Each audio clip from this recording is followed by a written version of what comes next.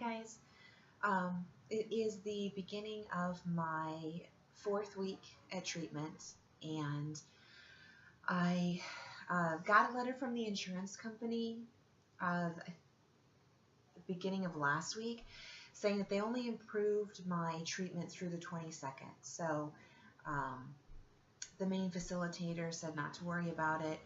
Usually the insurance company will approve a certain amount of time, and then they just request for it to be extended. So she's working on that for me to try and get me extended at least till the end of the week, because I feel like I'm better prepared to leave than some of the other people that I've seen leave the program. But they left of their own decision. Like, for instance, two of the women that were in the group with me started classes today because oh my God, the hospital was just packed with kids and internships and stuff. So they decided to leave because they felt like the schooling was more important. Neither one of them were ready. I mean, one of the girls tried to kill herself with sleeping medication my first week. I didn't meet her till the 2nd week because they put her in inpatient psych. And the other one is taking 2 full course loads and then wonders why she's, exhausted and stressed. And as a group, we tried to explain to her that, it's fantastic that you're taking a vet track. It's fantastic that you're taking accounting to balance it out and make yourself more valuable in a vet office. But when you're dealing with anxiety and depression and an eating disorder and extremely low self-worth, that's just too much. But she wasn't ready to confront that. So, you can really just share your own observation, and people have to do with it what they will. Speaking of which, today was my 2nd family meeting with my husband and the social worker. It was pretty awful. I was upset in the meeting. I cried a lot. But I found that my recovery time was a lot quicker, and I was able to go eat breakfast, which last week I wasn't. I felt like if I put anything in my body, it would throw it right up again because I was just so distraught. Basically, he still didn't have an answer for the social worker from what he asked last time, which was, what's one thing that you think you could do to improve your relationship? And he never had an answer for the social worker. And he said, that's fine. Just think about it, and talk about it with Amanda later. He never did. He never brought up the meeting. I didn't bring it up. He never gave me an answer to that. I feel like that was very telling. I mentioned that in the meeting today, that he hadn't discussed it, and he brushed it off. He didn't answer it. He asked lots of questions. The social worker asked lots of questions of him, like, what's holding you back? What's hindering the relationship? And basically it all came back to me. I'm not in the house. I work a schedule that's not conducive to a relationship. I choose to spend my free time outside, in running or hiking or metal detecting. And so it alienates him. He got mad at me this morning on our way to treatment because I have a cat that lives outdoors, and for a long time she was an indoor cat, and she and I were besties. She then just decided randomly she wanted to be an outdoor cat, and I'm okay with that because she does pretty well out there. But when I happen to see her, I'm going to give her a little bit of cat food because I want to, work on that bond that we had and not let her go feral. And so I gave her like a small handful of, cat food on the sidewalk, and she sat and ate it, and I watched her, and then she just, looked at me and ran off, and I'm okay with that. But he was so mad at me, and he wouldn't tell me why. We were, halfway to the hospital, and I said, are you not talking to me? And he said, no, my mom always told me if I don't have anything nice to say, I shouldn't say anything at all. And I was like, what the hell? Like, that's ridiculous. And I mean, finally he told me it was because he felt disrespected that I fed the cat on the sidewalk, because he's asked me multiple times not to do it because it attracts stray cats. She ate all the food, and what the hell, dude? I'm an adult. She's my cat. You know, it's like the metal detecting. You know, I get the metal detector. I'm super excited about it, and I take it out in the yard, and I'm practicing in the yard. And he comes out and says, "What the hell do you think you're doing? Stop digging in the yard." And so I did. And then I saw a video that most people were finding old stuff in old properties, like my property that I rent, um, in the grassy section between the street and the sidewalk, because it just rarely gets messed with. And sure enough, I found like a 1918 wheat, I don't remember if it's I think it's a wheat penny. And I found the head stamp of a shotgun shell that was at least 126 years old. I'm floored. I'm so excited. These are like the oldest things I've found. I'm so happy. He doesn't care about the fines, which, you know, if it's not his cup of tea, whatever. But then he asked me, you know, it's like, you didn't go anywhere. Where were you metal detecting? So I tell him it was up in the front by the street, and he gets so mad at me. And it's like, well, I told you not to do that. I feel disrespected when I tell you to do things and you don't. And I'm like, I stood up for myself. I just was like, I'm an adult. My name is on the rental contract for this house. The grass is full of crabweed, or crab grass, and creeping Charlie. What's the problem? You know, it's not a huge deal. You know, if I owned a house, you know, if we owned a house, it's shared property. Why can't I do that? You know, I dug a hole for the tomato plant. What's different with the metal detecting? And he got really upset, and he was like, well, if that's just going to be the way it is, I'm just going to do whatever the hell I want to as well. We'll see how that works. That doesn't go together. I've brought that up as an example of the relationship, and granted, that was kind of the relationship that we started out with. I was looking for someone to prop me up. I was looking for someone to give me reassurance, and mainly I felt like I fail as an adult. So I was looking for like a parenting figure that would teach me how to adult, you know, help me eat good food, get up on time, be presentable, get to places. I feel like the more I've discovered about myself, the more I've gone to therapy. Taking the Zoloft has been a huge help. But the better I've gotten, the less I think he feels needed. And I've made a huge point to come to him and say, you're absolutely needed. You're loved. You're needed. We're partners. You know, this is just a progression in my healing. And he acts like he's okay with it. But I think really deep down inside he's not. Because it seems like the more I've progressed, the more he's pulled away. And there's not a lot I can do about his perception of how he's needed, other than just specifically saying the things that I say to reassure him. At a certain point, he was just bringing up all these negative things. Everything came back to me. He basically said, once I'm fixed and out of treatment, then we can work on the relationship. Like, my issue with my self-esteem and my eating is what's killing the relationship. I mean, he takes zero responsibility for anything. You know, at that point, he was just listing off all these things I do wrong, and I was just like, why are we still together? If this is how you truly feel, and I'm such an inconvenience, why are we together? And he got very defensive and immediately went back to his favorite thing, which is to threaten to leave.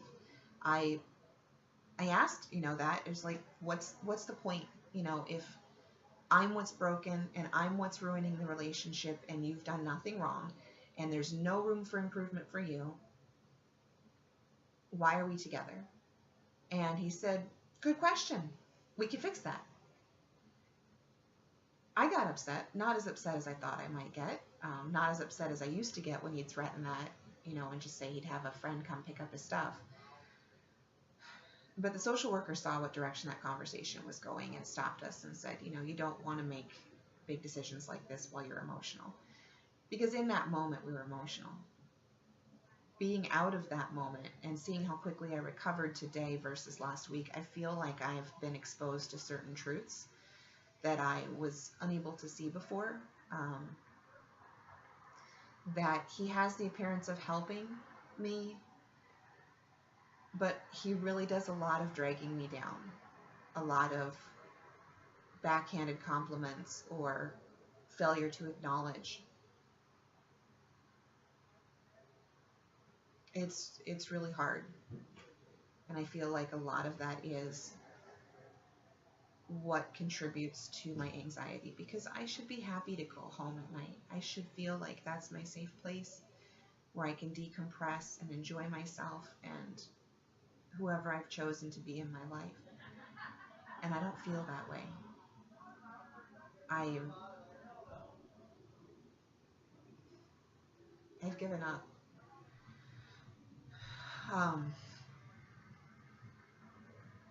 The social worker had the same things to say this time that he did before, that he is emotionally distant and extremely defensive.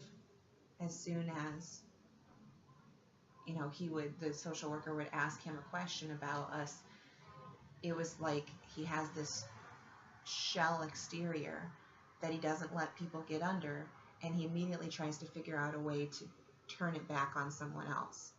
So he'd ask him a question about, for instance, sex. We don't have sex. He's older than I am. He needs to take a pill to do that, but he still buys them, but we don't. And I got tired of trying to initiate it all the time because he was always saying I did it wrong or I didn't understand. And then he comes right out and says that I said that it was too much work and I didn't want to have any part of it. I never said that. I'm the one who's constantly asking him, begging for some kind of intimacy, physical, mental, emotional. I feel like a guy in a desert with no water, in terms of just emotion. I don't need sex all the time, but I'd like to have that closeness once in a while. And it's just, I don't know where that was going. I'm sorry, this is turning into a longer video than I intended. I'm just so sad and frustrated, and I know they don't want me to make this decision while I'm emotional. There in that office would have been an emotional decision. But this thought has been germinating in my brain for at least 2 weeks now, that I'm not an important part of his life. He's made it very clear that he was doing fine on his own before I found him, and he would do fine on his own afterwards. I've asked him if me dying early or us breaking up would challenge his sobriety, and he said, "You don't have that kind of power over me," which is good, but doesn't sound good. It's just, I don't see this getting better, and frankly, I don't want it to get better. I want to start over. There's a fantastic little house for sale in my town that is dirt cheap because it needs some work. It's been, it's a foreclosure. It's been empty for a couple years. But it's everything I want. It's nice tall ceilings, hardwood everywhere, full basement that would need to get stripped down and redone, but it's doable, and it's move-in ready pending an inspection on electrical and plumbing, really. And the backyard is fantastic. It's everything I want. It's in my small town. It's got a huge backyard with room for the dogs. It's got big tall ceilings so I could put up my pole. I'm not a stripper, but I have taken pole dance lessons and I did teach for a while. It's a 3-bedroom, living room and formal dining room. Like, it's just to die for. And I know for sure if I brought that to him and said, "I just can't get over this house. Please, let's do this," he'd be like, "What kind of drugs are you on?" He doesn't want to work on a house. He doesn't want to have a kid. He doesn't want to go out and do activities with me. And we were a great fit when I needed someone to prop me up, and he felt needed. And I don't need that anymore. And it's kind of funny, when I thought I was doing treatment to deal with eating issues, I didn't think it was going to result in this,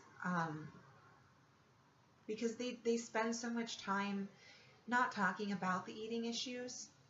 They spend a lot of time talking about things like self-worth and confidence and what your fears are. And it's emotionally exhausting. When I get done, we meet from like 8:30 in the morning until like 3:30 or 4 in the evening. I'm exhausted. I come back to the hotel room and nap for like 2 hours. And then I get up and do stuff, and then I go back to sleep for like 6 or 7 hours. It's exhausting, and I didn't imagine it would be. But it's just, we talk about such painful things. We listen to other people talk about their painful things. This has been, it doesn't look like it because I'm about to cry, but this has been a fantastic experience. This has been one of the biggest life-changing experiences I've ever encountered, because I just, I look at who I was a month ago before I started this, and I don't recognize that person. When I was home this weekend, I was burning paper products and trash and things, and all I saw were pizza boxes and McDonald's wrappers and Culver's bags and gas station food containers. And I saw how unhappy I was, how I was taking it out on myself. I didn't know how to verbalize my needs. I was in a relationship that I just knew didn't feel right, but I didn't know how to examine it. And I think a large part of it was that I was afraid to examine it, because if I did, that means you have to do something about it.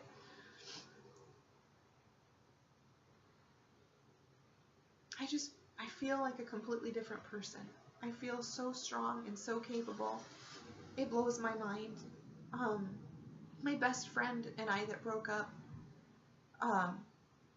if you didn't catch the earlier videos, had a bestie. She got drunk and kissed me and made out with me a couple times, and then took it back. And I kind of freaked out, because one of my main fears is abandonment. And I pushed her away because I asked too many questions, and I tried to fix the situation. And she doesn't speak to me anymore. I took a big step, and I left her wedding group, like Facebook event invite thing. I left it. And that was a big step, but I realized that if I went to her wedding, all I was going to see was whatever person she picked instead of me to be her maid of honor. And that was a hurt I didn't want to expose myself to. She didn't disinvite me to come to the wedding, she just disinvited me to be her maid of honor. She didn't say anything about me leaving the group. I'm sure she probably noticed, but she had offered to pay me back for the dress, and I told her how much it was worth, how much I had paid for it, but I hadn't heard anything back from her. And it's been over a month since I've seen her at work. And so I sent her a message yesterday and was like, when do you think you can get that check to me? And she said, I'll mail it to you.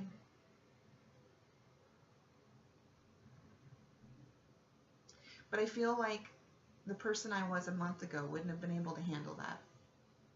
Clearly, because I pushed her away with my neediness and my fear of being abandoned, and my total confusion as to how can someone get drunk and make out with their best friend, like make out with their best friend. want to act like it never happened. So, yeah, a lot of shit, a lot of talking about the shit. I just feel a lot lighter. I've actually gained weight in treatment, but that's because I'm eating real food. But emotionally, mentally, psychologically, I feel a lot lighter. If you are considering treatment, mood disorder, eating disorder, addiction, chemical dependency, whatever, if you are considering, even considering treatment, I absolutely encourage you to do it. 100%. It's not as scary as I thought it would be. It's a relief. You basically just go and just purge all the shit. And that's not to say you might not need tune-ups down the line. I'm in negotiations with the main psychotherapist in the program to keep seeing him on an outpatient basis because he is the shit.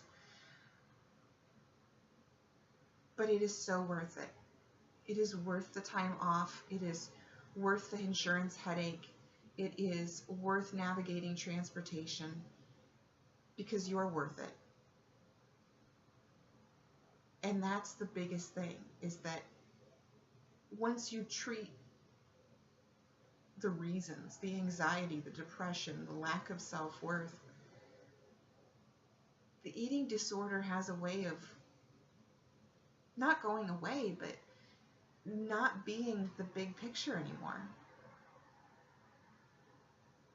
You know, if you're able to go and talk to someone who understands what you're talking about, the people in the room that have been in the same place you are, or the people in the room that have years and years of training and experience that can help you work through these things, when you get back to your hotel room, you don't maybe feel like you need to cut yourself. You don't feel like you need to eat all the food and throw it up. You don't feel like you need to go walk, 7 miles. I can't express how much this has helped me, and I really, really hope I can finish the week. But my video has gone way too long. I'm sorry. But absolutely, I've gotten some messages from people. Please feel free to keep messaging me, asking questions. I appreciate you listening. Have a good night.